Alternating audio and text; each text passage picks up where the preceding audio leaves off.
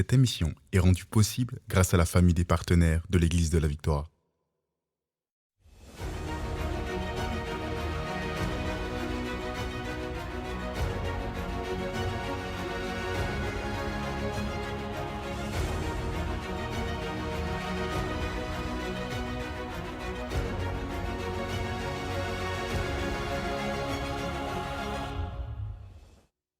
Alléluia, gloire à Dieu, gloire à Dieu. On est maintenant rendu à une session où on va conclure l'armure du croyant et on va poursuivre aujourd'hui dans cette portion concernant la puissance du nom de Jésus et du sang de Jésus.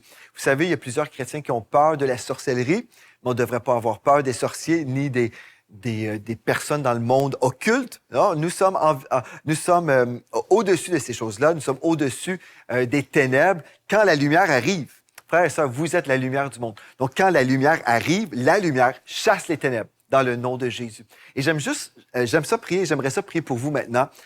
Si vous venez tout juste de vous connecter, soyez les bienvenus. Partagez ce lien, vraiment, que le plus grand nombre puisse découvrir la victoire en Jésus-Christ et la victoire sur le royaume des ténèbres. Amen. Donc, si vous aimez ce ministère, partagez aussi qu'on puisse multiplier cette voix de réveil dans les nations. Père éternel, on veut juste te remercier maintenant pour cette portion qu'on va vivre ensemble. On te remercie pour ta sainte parole. Alléluia. Merci Seigneur Dieu pour ton onction qui nous accorde vraiment des révélations fraîches. Aujourd'hui, on a pris dans le précieux nom de Jésus. Amen et Amen. Alléluia. Gloire à Dieu. Donc, on a vu dans la session précédente l'armure du croyant. On a vu dans Éphésiens chapitre 6 au verset 10 que Dieu nous disait « Fortifiez-vous dans le Seigneur et par sa force toute puissante. » Vous comprenez, hein? Le texte nous dit ici que c'est à nous de se fortifier. Ensuite, revêtez-vous de toutes les armes de Dieu. Pourquoi? Afin de pouvoir tenir ferme contre les ruses du diable. Ensuite, on comprend au verset 12 qu'on va lutter pas contre des personnes, mais contre des esprits. OK? Donc, c'est dans le monde spirituel. Au verset 13, on se fait encore dire, prenez toutes les armes de Dieu afin de pouvoir résister dans le mauvais jour et tenir ferme après avoir tout surmonté, ou dans la Bible, Summer, la note nous dit ceci, après avoir été victorieux en tout. Alléluia, on peut être victorieux en tout. Ensuite, tenez donc ferme, ayez à vos reins la ceinture ou la vérité pour ceinture. Ayez à vos reins la vérité pour ceinture. Et comme j'expliquais à l'époque des Romains, la ceinture dans le kit ou dans l'habillement du soldat romain, en fait, la ceinture tenait tout son habillement en place, toute son armure en place. Donc, si on enlevait sa ceinture, tout tombait. Vous comprenez? Donc, Dieu, le Saint-Esprit, a parlé à l'apôtre Paul, lui a inspiré dans cette lettre aux Éphésiens. Il a dit, tenez donc ferme, ayez à vos reins la ceinture ou la vérité pour ceinture. Donc, la vérité, c'est la première chose. Il faut avoir la parole de Dieu. Et on parle ici de la parole écrite. Donc, ça, c'est très important. Considérez, c'est la parole écrite, OK? Et ensuite, revêtez la cuirasse de la justice. Donc, soyez revêtus de votre identité de juste. On a vu ça aussi dans la session précédente. Mettez pour chaussure à vos pieds le zèle que donne l'évangile de paix.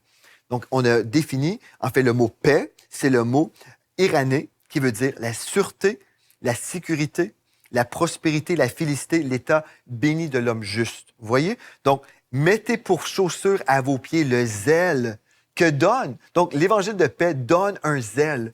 Quand je découvre, en fait, la puissance de cet évangile, c'est une bonne nouvelle. Et des fois, les gens ne veulent pas qu'on prêche la bonne nouvelle. Ils vont même nous accuser de dire « Ah, ben vous prêchez l'évangile bonbon. » Mais mon Dieu est bon et la nouvelle est bonne. C'est une bonne nouvelle. Donc, c'est pas des choses inventées. Ce qu'on lit, c'est la Bible, c'est la parole de Dieu. Et on a besoin de revenir à la parole de Dieu pour voir ce que Dieu a dit, pour discerner la vérité entre la vérité et le mensonge. Gloire à Dieu. Et là, au verset 16, prenez par-dessus tout cela ou placez en avant le bouclier de la foi avec lequel vous pourrez éteindre tous les traits enflammés du malin. Alléluia! Donc, avec lequel vous pourrez éteindre tous les traits enflammés. Et on a précisé aussi que les traits enflammés, c'était vraiment comme des flèches qui créaient des dommages à retardement. Donc, quand la flèche arrivait dans la vie d'une personne, dans le corps d'une personne, là, il y avait des problèmes majeurs après. C'était pas juste comme une blessure, mais c'était une blessure qui pouvait être amplifiée. Prenez aussi le casque du salut. Et c'est là où on est rendu aujourd'hui, là. Prenez aussi le casque du salut. OK. Pourquoi on parle du casque du salut ou le casque de la délivrance? Et en fait, c'est ce qui protège nos pensées. Le casque protège nos pensées. Le diable, en fait, comme Joyce Meyer a mentionné, the battlefield of the mind, ou le champ de bataille. En fait, le champ de bataille, c'est votre pensée. Donc, le diable, il va essayer de vous faire douter la parole de Dieu, donc la vérité pour ceinture, comme ça, votre armure peut tomber. Votre identité de juste, il va vous dire, non, non, toi, tu es un pécheur sauvé par grâce. Oui, tu es sauvé par grâce, mais tu es un pécheur. Donc, le pécheur ne peut pas vivre dans la victoire parce que le pécheur va pécher, mais le saint va marcher dans la sainteté. Ensuite, il va attaquer aussi notre zèle. Non, il va essayer de supprimer le côté positif de l'Évangile. Il va dire, non, non, non, non. Il va inspirer des religieux pour vraiment supprimer de votre vie la joie du salut. Vraiment, combien de chrétiens, frères et sœurs, combien de chrétiens sont tristes et malheureux? Une fois, il y avait une petite jeune fille qui arrivait ici et elle disait à ses parents, parce qu'elle était à l'Église de la Victoire, où les gens étaient heureux, parce qu'on croit la bonne nouvelle. Et puis, la jeune fille, c'était un enfant, elle disait à ses parents, elle dit, papa, maman, regarde. Elle dit, eux sont chrétiens et ils sont heureux. Pour elle, c'était remarquable. Et moi, ça m'a vraiment marqué. Je me suis dit, wow, cet enfant avait vu des chrétiens, mais c'était toujours des gens malheureux, tristes et malheureux. C'est ça que le diable veut faire. Il veut supprimer le côté positif de l'Évangile. C'est une bonne nouvelle, mais il veut pas qu'on soit trop heureux parce que la joie du Seigneur est notre force. Il veut qu'on soit des soldats affaiblis, tristes. Et c'est ça qui se passe. Dans bien des cas, beaucoup de chrétiens sont tristes et malheureux, sont toujours en train de pleurer sur leurs fautes du passé. En 1975, j'ai commis tel péché. Oh, je suis en train de me morfondre. Je suis triste. Et écoutez-moi très, très bien. Si on commet un péché, qu'on se repente, qu'on se détourne, mais on n'a pas besoin de vivre dans le passé pendant 25 ans, être triste et... Non, Dieu veut qu'on se relève, qu'on soit heureux, qu'on puisse être une bonne publicité pour le royaume des ténèbres et dire, voilà, j'ai rencontré Jésus-Christ, il a transformé ma vie, il m'a guéri, il a remplacé le vêtement de deuil avec un vêtement de louange. Aujourd'hui, je suis plus que vainqueur. Alléluia, je suis en route vers le ciel, mais avant de mourir ou avant d'être enlevé, je vais marcher pour Jésus-Christ et je vais faire tout ce que Dieu m'appelle à faire. Alléluia, je vais marcher dans l'amour, je vais vivre des percées. Gloire à Dieu. Donc, mettez pour chaussure à vos pieds le zèle que donne l'Évangile de paix. Donc, il ne veut pas qu'on soit zélé, donc il va attaquer l'Évangile de paix. Et le mot dans le grec, c'est irané, la sûreté, le psaume 91 nous parle de sûreté, la sécurité, le psaume 91, la même chose, la prospérité, 3 Jean 2, bien-aimé, je souhaite que tu prospères et sois en bonne santé, comme prospère l'état de ton âme, ta pensée, ta volonté, tes émotions. La félicité, la joie du Seigneur, c'est ça que ça veut dire. L'état béni de l'homme juste. Donc, j'ai besoin de savoir que je suis juste. Là, je vais mettre en avant le bouclier de la foi et le casque du salut. Donc, je suis revenu juste pour vous aider à comprendre que le diable attaque nos pensées. Il veut qu'on doute tout ça. Il veut dire le contraire. Il veut renverser la vérité. Et c'est le cas dans bien des vies chrétiennes où on ne croit pas du tout ce que je vous dis. Et on va le lire. Et on va dire, oui, oui, on va lire ça, mais sans comprendre, en fait, le sens des mots, sans comprendre, en fait, ce que Dieu veut pour nous. Dieu veut qu'on soit heureux. Alléluia. Il nous donne le casque du salut.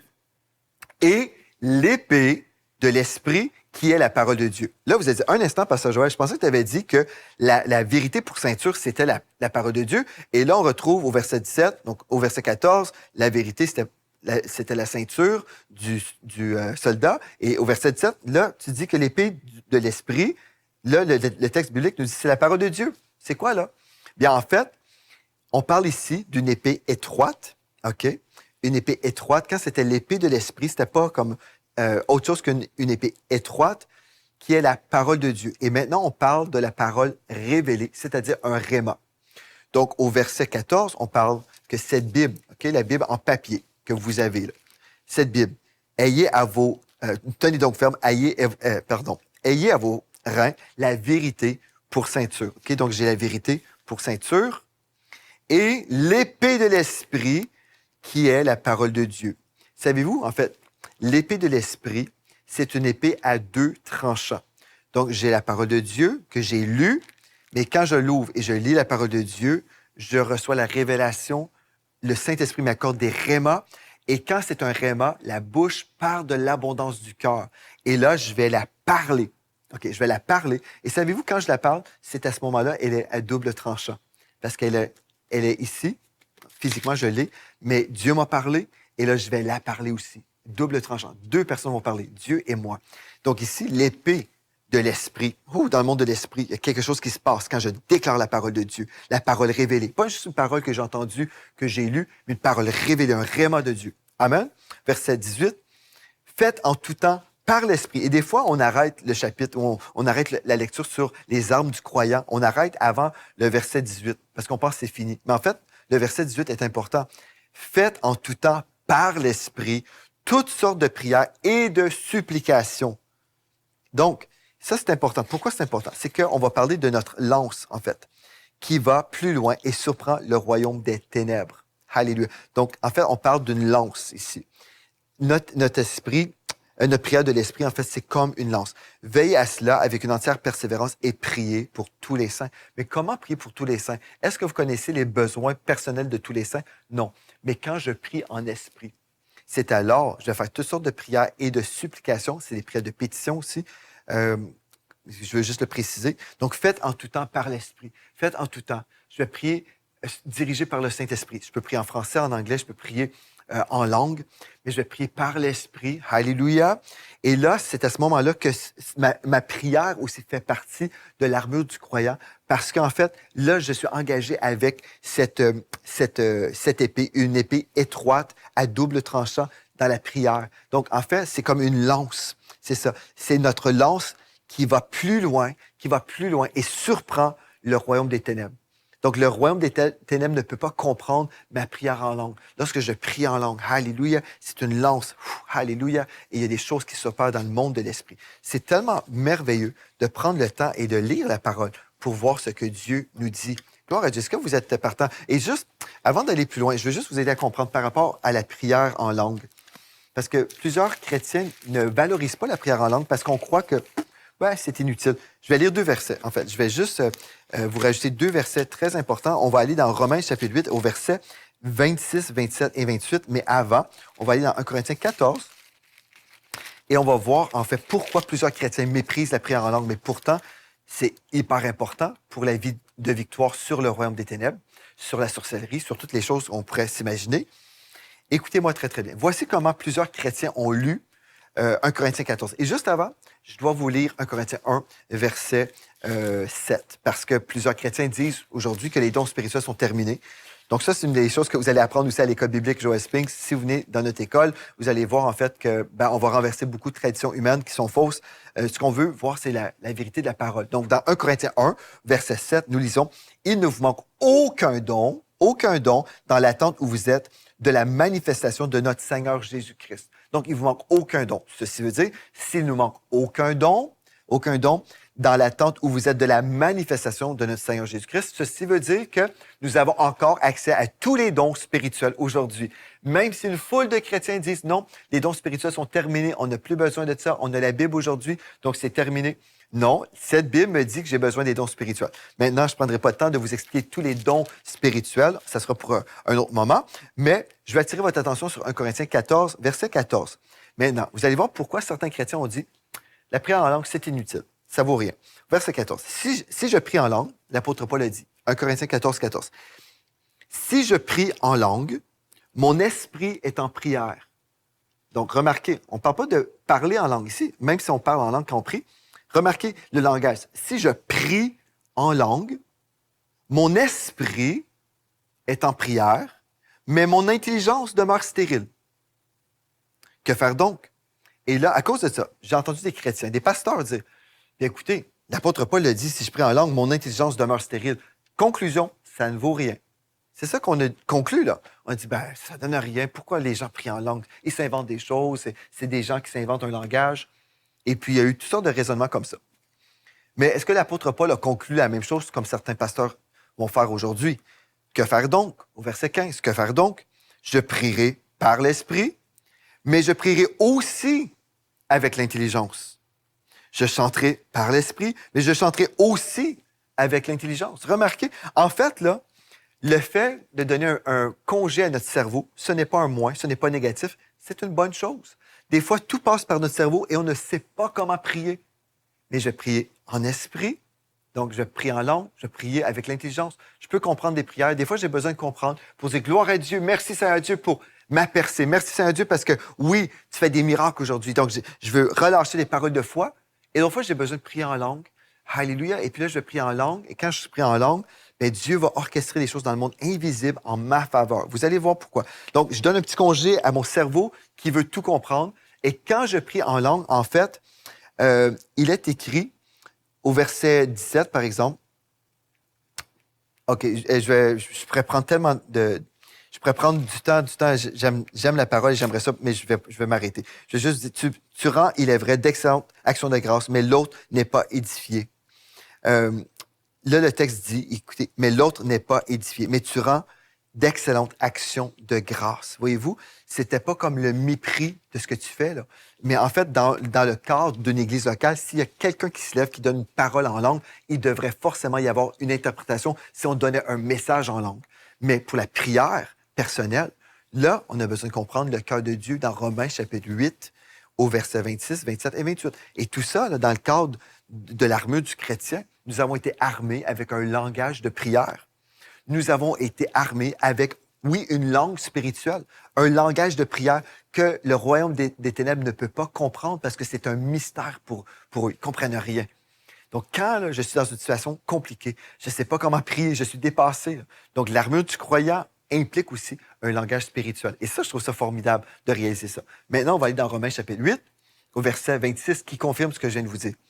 De même, aussi, l'Esprit nous aide dans notre faiblesse, car nous ne savons pas ce qui convient de demander dans nos prières, mais l'Esprit lui-même, le Saint-Esprit, là, intercède par des soupirs inexprimables, et celui qui sonde les cœurs et connaît la pensée de l'Esprit, parce que c'est selon Dieu qu'il intercède en faveur des saints.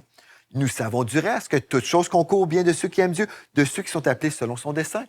Ce texte-là, plusieurs chrétiens l'ont pris, sorti hors contexte, disant « Ah, tu viens d'avoir un accident de voiture, tu viens d'avoir un tel diagnostic de maladie. Ah bien, toute chose concourt à notre bien. C'est la volonté de Dieu. Si ça t'arrive, c'est forcément la volonté de Dieu. » Mais le texte n'enseigne pas ça. Le texte nous dit, quand je ne sais pas comment prier, là, mais le Saint-Esprit, lui, il sait. Il sait comment prier. Donc, je vais prier en langue. Je vais m'accorder avec l'Esprit de Dieu qui prie à travers de mon esprit. Je vais prier un langage que je ne comprends pas. Oui, mon cerveau va demeurer, mon intelligence demeure stérile. Je n'ai pas besoin de comprendre, mais je vis un rafraîchissement spirituel. Je vis, en fait, un rafraîchissement spirituel. Alléluia. Je donne des vacances à mon cerveau, mais pendant ce temps-là, mon esprit est en train d'être édifié, bâti. Alléluia. Et là, comme je prie en esprit, sans comprendre les desseins du royaume des ténèbres, bien là, Dieu orchestre en ma faveur les choses qui étaient contre moi. Donc, tout ce que le diable voulait m'envoyer, des maladies, des accidents, bref, Dieu est en train de tout transformer en ma faveur pour que je puisse vivre dans la victoire.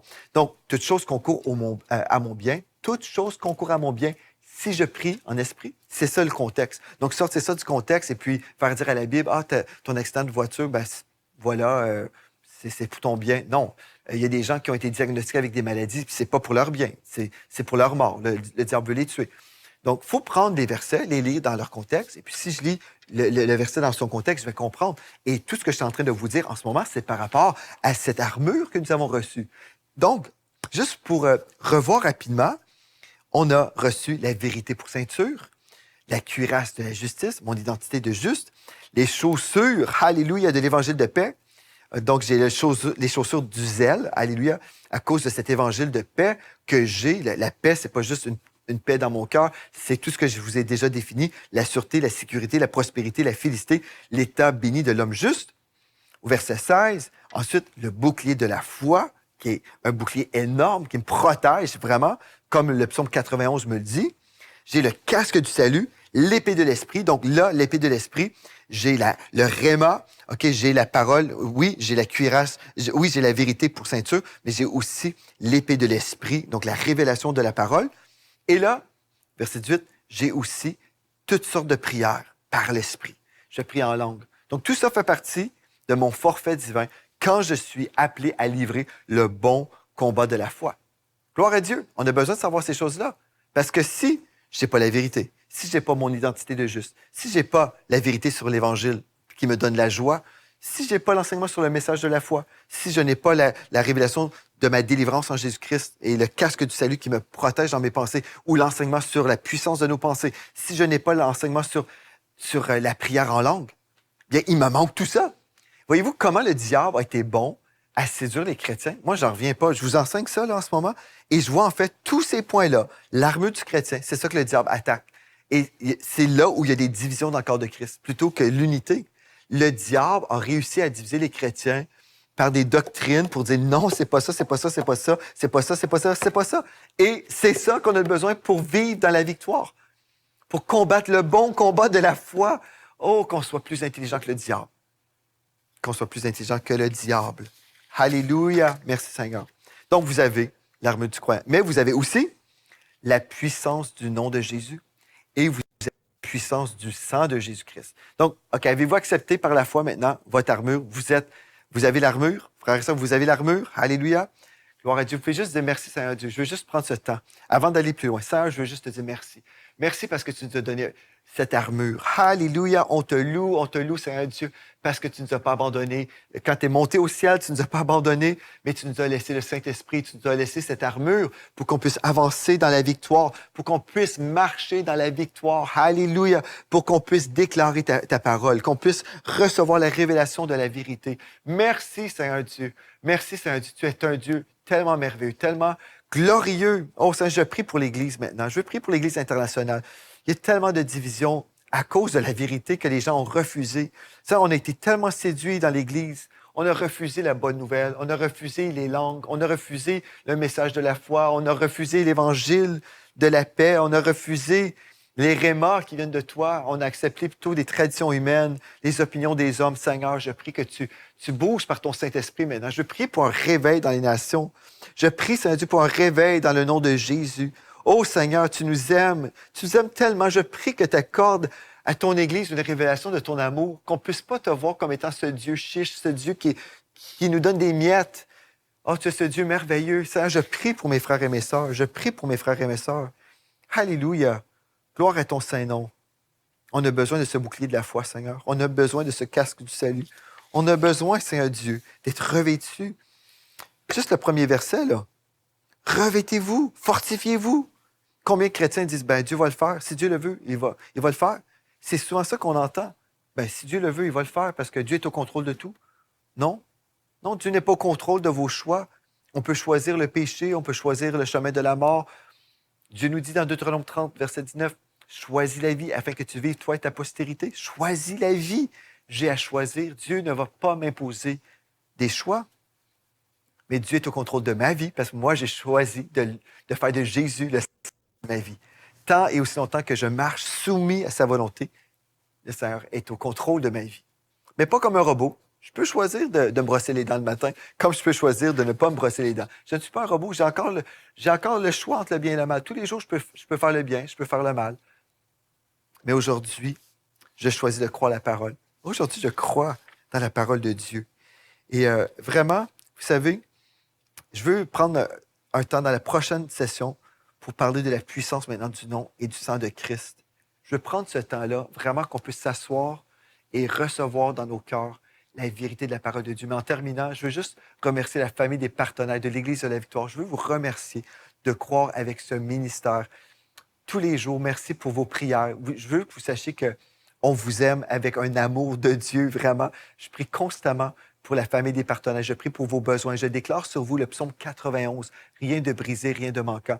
Et si vous avez à cœur de faire partie de cette famille des partenaires, j'aimerais vous dire, la porte est tout grande ouverte. Ce n'est pas un club exclusif. Vous pouvez faire partie de cette famille de foi, une famille qui croit ensemble pour le réveil dans les nations, une famille qui soutient les œuvres de la Maison Malaika, par exemple, à Butembo, de la Maison de la Victoire ici au Canada. La Maison de la Victoire aussi, on a d'autres maisons qui s'installent aussi en Belgique, ici au Canada, aussi à Québec, par exemple. Le Seigneur est bon, le Seigneur travaille par son esprit. Il y a aussi Victoire Musique, Guérison TV, les lives de guérison, toutes ces choses-là. Aujourd'hui, vous pouvez faire partie. Mais comment? Vous visitez semerez.ca.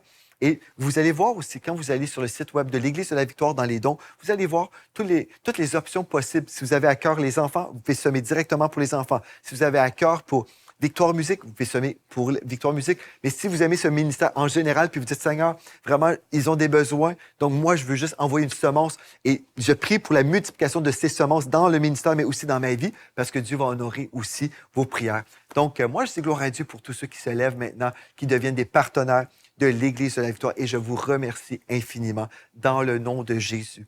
Alléluia. Gloire à Dieu et gloire à Dieu. Vous êtes bénis par les messages révolutionnaires de l'Église de la Victoire. Prenez part à cette œuvre qui transforme des milliers de foyers en visitant dès aujourd'hui semer.ca. Devenez un partenaire mensuel ou un bâtisseur ou paramétrez vos dons de façon automatique en toute discrétion et sécurité. 100% de ce que vous semez sert à annoncer l'Évangile. Merci de croire avec nous. Semer.ca